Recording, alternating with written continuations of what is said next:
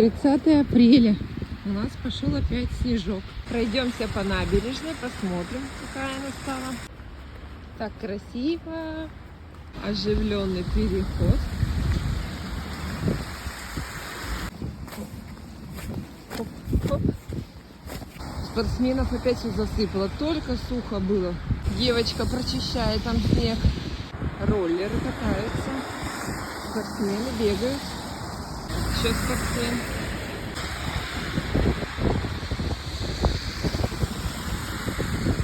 Перешли на другую сторону. Здесь вот пасутся и все.